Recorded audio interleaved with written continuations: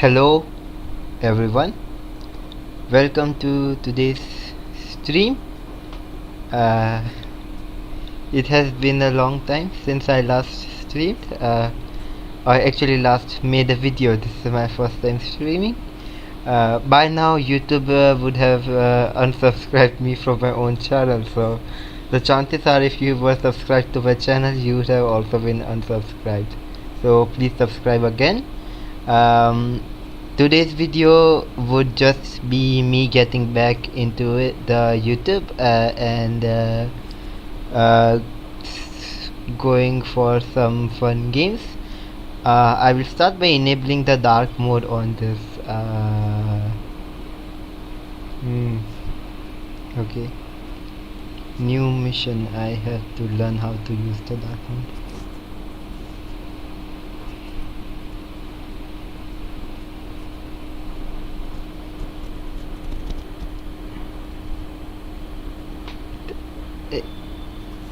There we go, done. And let's start the game without further ado. As always, I'll do some slight commenting, but I'll be playing after a long time.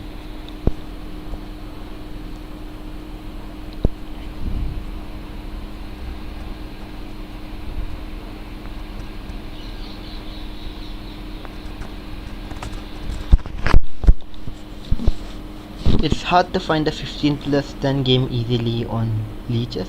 That happens. I'll start with a 10-0 game maybe. Okay, so I've been playing a lot of d4 since the last time, but I'll start with e4 this time. Okay, I'll go with a system that I've been experimenting with, which avoids a lot of Sicilian theory, but it does not give much advantage if black is a good player. Okay, he's not a good player. The move e6 and e6 is both a waste of time. Now there are two ways for black to play this for an advantage, which is to strike in the center with d5 a lot faster, or to play g6, bishop g7 and go for a sort of symmetrical structure to equalize very quickly. This gives me a very comfortable position to work with. Okay, and he goes a later d5, sort of wasting a tempo and a knight move, because the knight does not have anywhere good to go to. And now I can solidify with d4 whenever I want. Yeah. It's just a bad I don't know. It's just something bad that my opponent seems to be playing, some bad French or something like that. I don't know. It's a bad French, but I've already castled with my bishop on g2.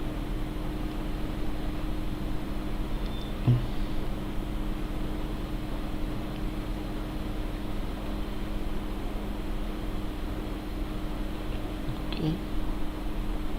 I think I can afford to play this one. I might have to figure out what to do with my dark square bishop, whether to put it on a3 or e3. It's a tough question.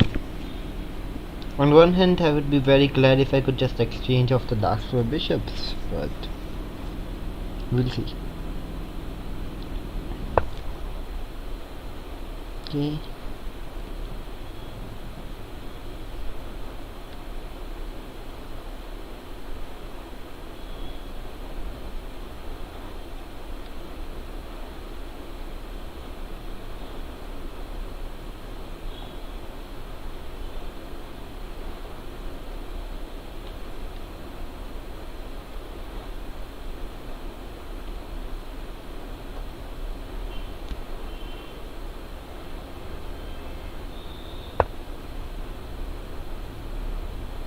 Maybe I should have started with knight a3 to knight c2 and then developed my dark square bishop. Maybe developing the knight was a priority. I don't know.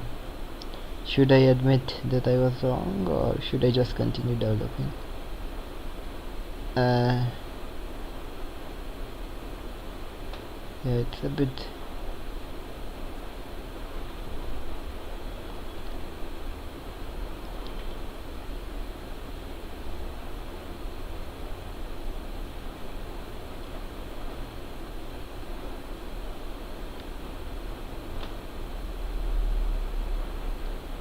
Okay.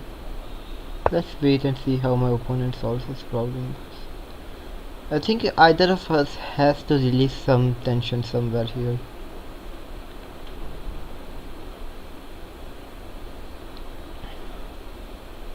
I would much rather it be my opponent who does it, of course. He can, okay, he does, yeah, and I'm hoping for capture on a3 and then knight a3, knight c2. If not, I can capture next move and go for knight c3 right away. Both work just fine.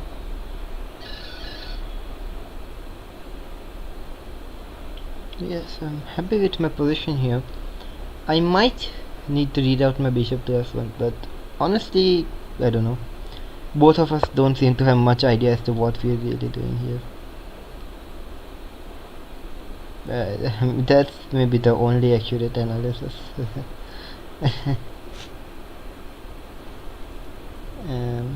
Okay. I don't understand the move knight f8. Maybe he wants to go bishop d7. Okay.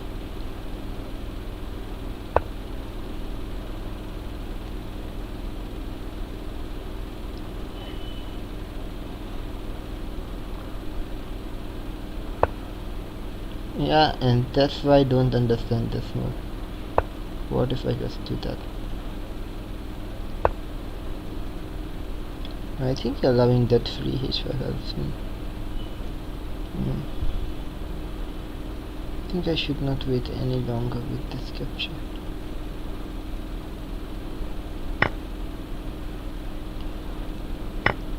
He can go knight d7 and try to exchange off his light square bishop via d7 to c6 or something, but okay, he's again I can kick it away, but I don't really want to, I guess, because it's not particularly doing much.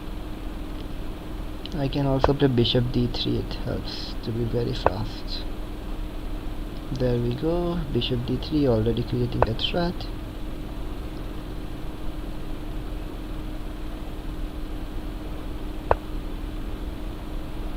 And he goes back. h6 is supposed to be positionally excellent for me. Maybe I should have played it.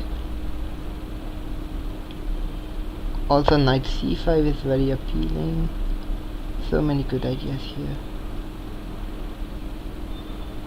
Okay.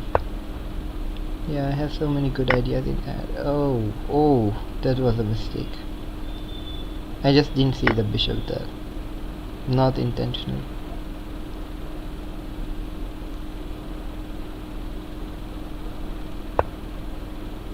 Okay, still a fine position. That is a bit suspicious of my opponent.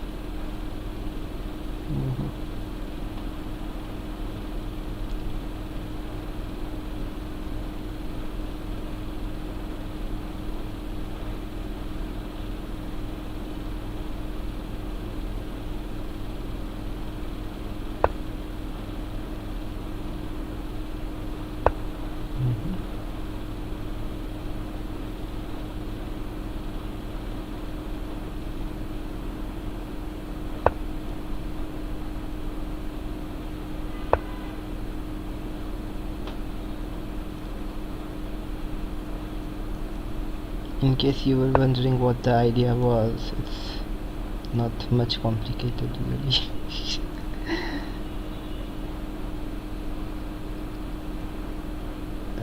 Next move is to kick away the knight with a3 if it ever lands on b4 and just go for a checkmate. Yeah, I think my opponent messed up badly. Yeah, a lot of places. Yeah, I'll kick you away right now.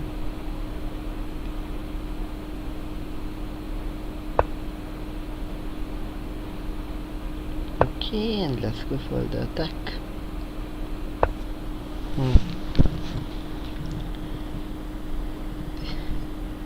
It's very tempting to just go g4, g5 best open. Meanwhile, my opponent has to do something on the queen side, maybe. I wonder if going after some pawns is enough or not. I doubt it. Ooh, ooh, that's rough. Maybe not the right response at all.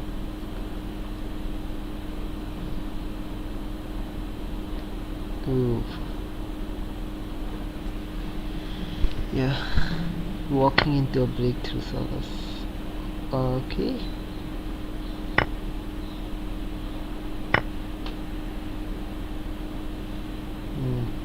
I have to be careful now.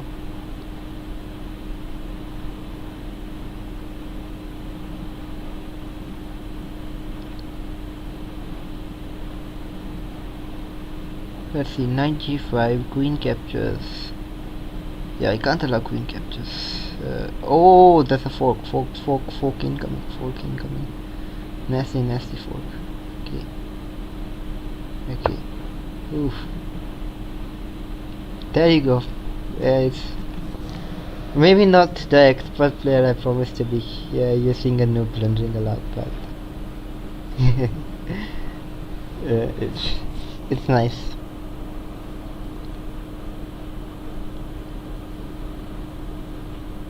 It's just my positivity, but I still like my position.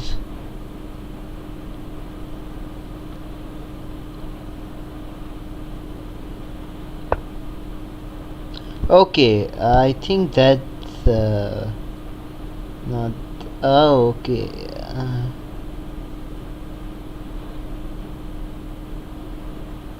That's also very rough.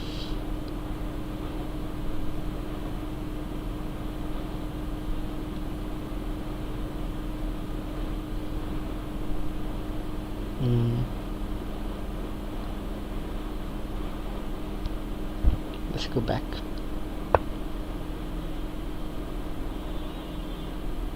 Solid.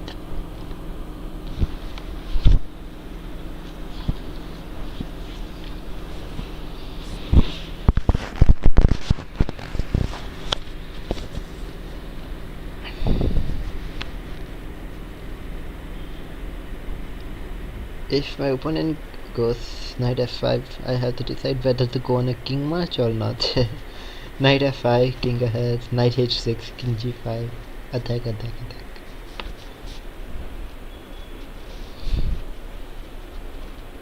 It might actually be a very good move, all things considered. So, down a pawn, low on time, crazy attack, nice. Just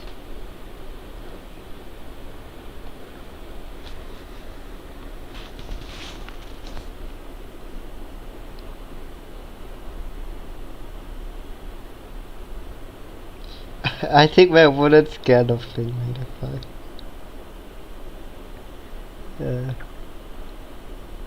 Yeah, but okay, like a good chess player, I should be thinking about what he might actually play. So yeah, that makes sense. A bit. What about this?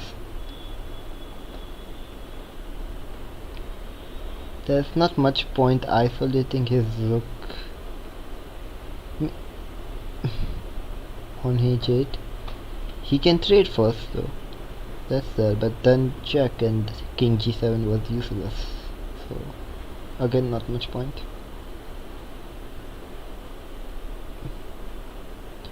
Maybe it's a good distraction because knight f5 now does threaten to capture the pawn. Yeah, maybe that's quite good. Yeah, this is what I was thinking about.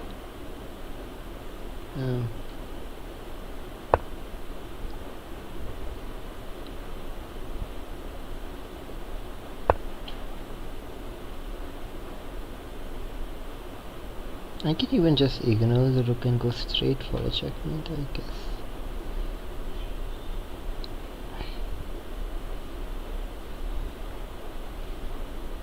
But I don't see the need to do it yet. Okay, now I feel pretty safe and comfortable about my position. Think it must be winning. Pieces are too far off to do anything. It's not enough space.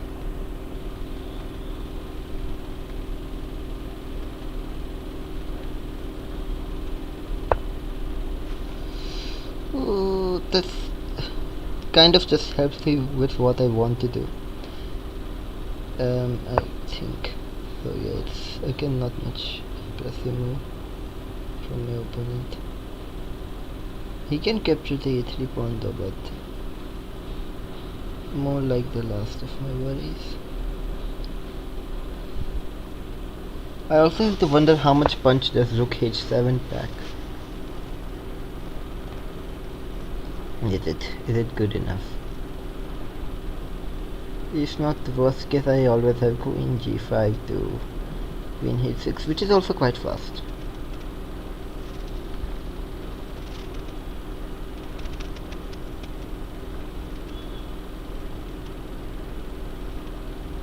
Yeah, time to brute force. Rook h7, knight g5, queen takes d4, rook h7.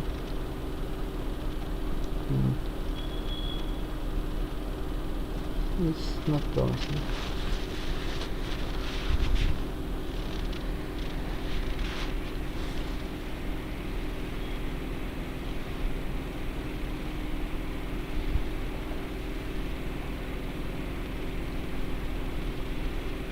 I would much rather do things without taking any risks, so just queen g5. Although knight g5 probably work. Knight g5, queen d4, rook h7, queen c3. Okay.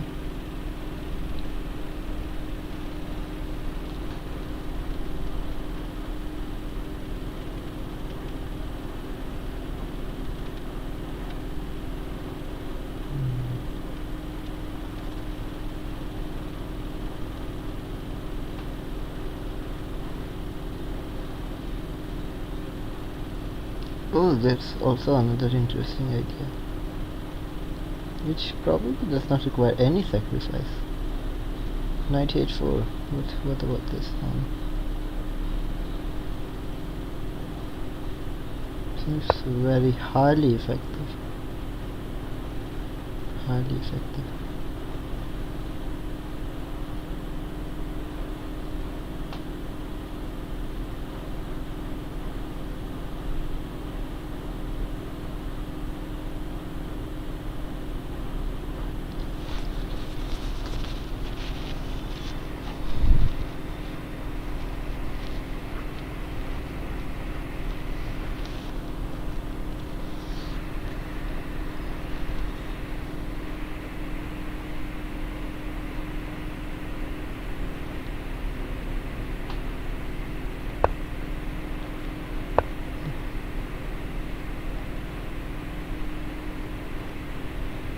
He can't even sacrifice the rook until I officially take the knight.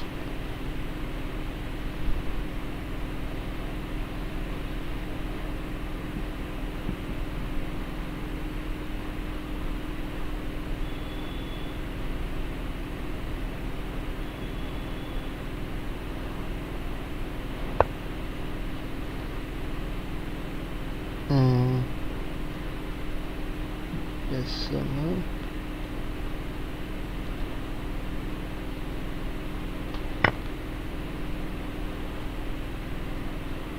I can defend with tempo here though. I can defend with tempo most definitely. That's the problem for him. Yeah, in this game.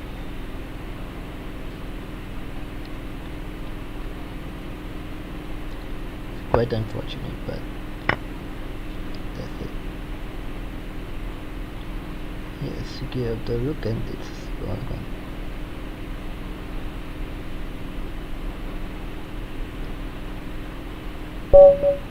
Alright guys, that was it. Should I analyze this one? Okay, let's analyze this one. Alright, so some sort of Sicilian. I have no idea why my opponent's playing d6 a6 to this into this structure. It's quite irrelevant. Later he does play d5, and it can't be argued that I'm wasting a tempo with this move because I'm gaining more space by e5, which I wasn't supposed to really do in this opening. So as I said, it turned into some weird French. After queen b6, I was not sure how best to approach this. Basically these two minor pieces, where to put them. The more I think about it, the more I should have started with something like knight a3 and knight c2. Probably even here, because takes, he, for example, knight c3 and takes on d4, bishop takes. He doesn't really want those doubled a pawns at the expense of giving up the bishop pair. But b3 is a good move too, probably. After b3, knight a3, knight c2 still stands, and I can wait to decide what to do with the dark square bishop. But okay, I played bishop a3 with the idea that my pawns are all on dark squares. Trading off his dark square bishop leaves me with better pieces. But it kind of puts me in a paralysis where I don't know how best to improve my pieces. I don't suppose that's a tactic which allows me to play knight d2 without losing a pawn. Maybe if I had access to c4, but I don't. So I started playing h4, going for some kingside action. I know that's what people are supposed to do in this kind of things. I don't understand why he would welcome me in doing that, but okay, he did. Yeah, knight c3, 5 here. Here also I can go crazy with g4, but again, too many pawns. If I don't need to push, I shouldn't push. Yeah. Okay, he goes back again. So that's quite a lot of knight dancing and not going anywhere. Yeah, and here I was like, okay, should I go for h6? A very good position move, which I should have gone for. h6. If he closes up the structure, I can maybe someday have some ideas of infiltrating with the queen and knight. Maybe something like queen d2, queen f4, knight g5. Just because he's wasted so much time.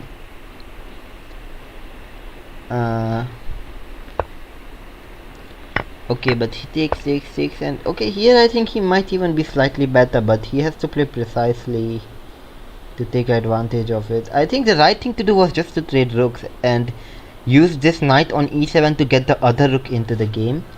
So takes. Let me just quickly show with the arrows on the analysis board from this moment onward. So takes. Maybe I go some aggressive thing like queen g5, maybe even. It's actually quite dangerous. I think this pretty much my opponent has to play h6 or something like that, because if he starts making loose moves, let's say even something like this which comes with tempo 1, and okay, I guess this stands on the cards, but this looks very suspicious for black, if I'm not blind. Just my pieces need to get in, and I think they will, because of the open h file. So rook h1, queen h6, and I guess that's game. Yeah, so there is a way to end this one. So he can't play any loose moves, h6, and then I guess something similar happens to what happened in the game. Some bishop b1 ideas and queen d3 ideas, which he has to prevent somehow, but maybe he doesn't. If he keeps his knight on f8 forever, I don't see how to break his position. And meanwhile, the knight is on f8 and he controls the only open file. Maybe he can focus on infiltrating something like rook c1 and queen c3. Sorry, queen c7 and queen c3. And then going after my weak queenside pawns. That sounds like a fine strategy. I can try to pair it with, going after the open b file, maybe. Something like that.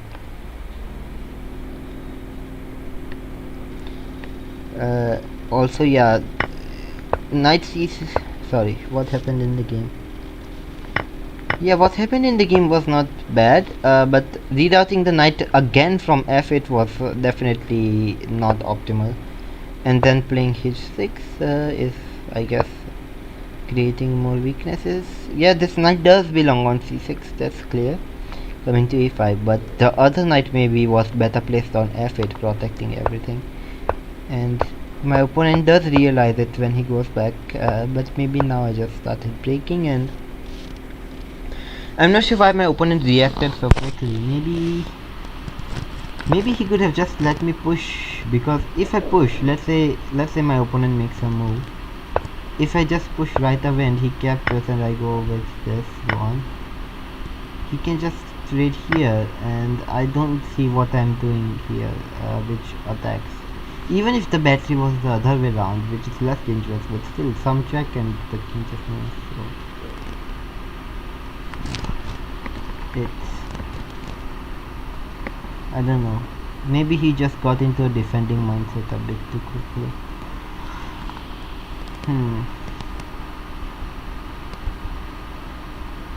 Yeah. That's it. It is a bit hard to find moves for black. I mean, maybe he can double up, but he also gives me the time to do this.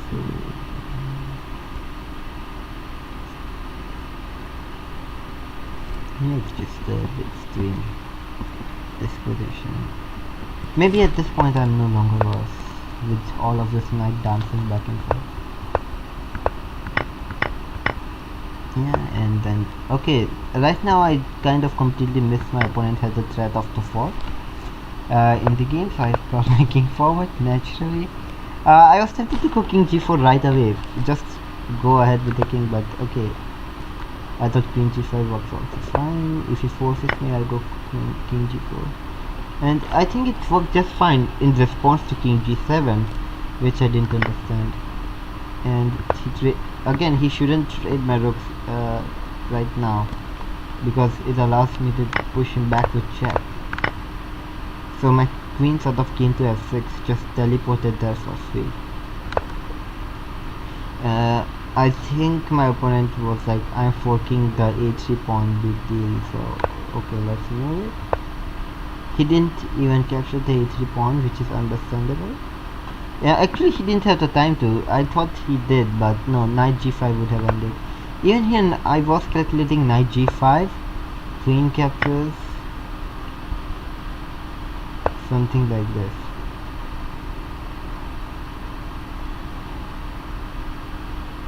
And here that's okay, that's check, so that just trades queens by force. Okay, so that's over.